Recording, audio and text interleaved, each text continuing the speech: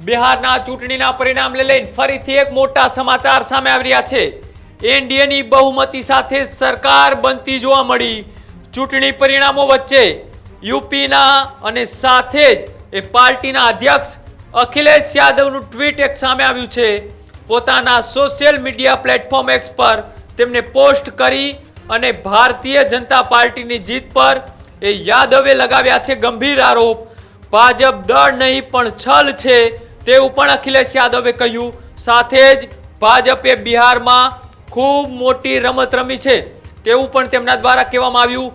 પશ્ચિમ બંગાળ તમિલનાડુમાં ખેલ નહીં થાય તેવું પણ અખિલેશ યાદવે પોતાના ટ્વિટર માધ્યમથી જવાબ આપ્યો। ઉત્તર પ્રદેશમાં ખેલ નહીં થાય। આ જીતમાં ચૂંટણી ષડયંત્રનો એ પર્દાફાશ થયો છે। અમે તમને હવે આ રમત રમવા નહીં દઈએ। સીસીટીવીની જેમ અમારી ઉપર પીપીટીવી એક્ટિવ રહેશે। પીડીએ સેન્ટ્રલ સતર્ક રહેશે। સાથે જ ભાજપની યોજનાઓને નિષ્ફળ બનાવશે।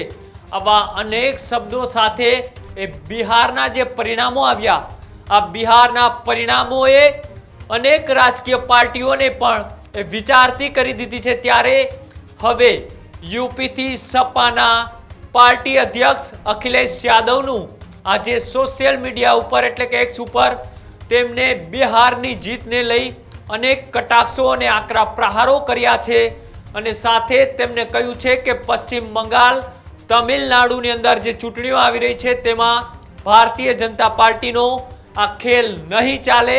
તેમને બિહારની અંદર ખૂબ મોટી રમત રમી છે તેવું તેમને ટ્વિટરના માધ્યમથી આ પોસ્ટ દ્વારા લખ્યું છે। જો કે યુપીની અંદર પણ ભારતીય જનતા પાર્ટી અને યોગી આદિત્યનાથની સરકાર એ જે રીતના કામ કરી રહી છે તેની સામે હવે અનેક રાજ્યોની અંદર જ્યારે ચૂંટણીના પડકારો છે ત્યારે કોંગ્રેસ દ્વારા પણ એ વોટ ચોરીનો જે મુદ્દો છે તે દેશવ્યાપી બનાવવાનું જે તેમનો પ્રયાસ હતો એ પ્રયાસ ક્યાંક ને ક્યાંક એ બિહારના ચૂંટણીના પરિણામમાં દેખાઈ આવ્યો છે। જનતાએ આ મુદ્દો એ સ્પષ્ટપણે નકાર્યો છે। સામે એ નીતિશ કુમારનું સુશાસન સરકારને લોકોએ આવકારી છે। ત્યારે હવે જે આવનારી ચૂંટણીઓ છે એ પશ્ચિમ બંગાળ અને તમિલનાડુની તેમાં કઈ રીતના પરિણામો આવે છે એ પરિણામો પહેલા એ અખિલેશ યાદવનું આ ટ્વીટ એ ખૂબ સૂચક માનવામાં આવે છે અને જે રીતના બિહારના પરિણામે સૌ કોઈને ચોંકાવ્યા છે ત્યારે હવે અલગ અલગ નેતાઓની જે રીતના પ્રતિક્રિયાઓ આવી રહી છે એ રીતના અખિલેશ યાદવે પણ એ ભારતીય જનતા પાર્ટી ઉપર કટાક્ષ અને પ્રહારો કરતા સોશિયલ મીડિયાના મારફતે આ તેમને એક ટ્વીટ કર્યું છે।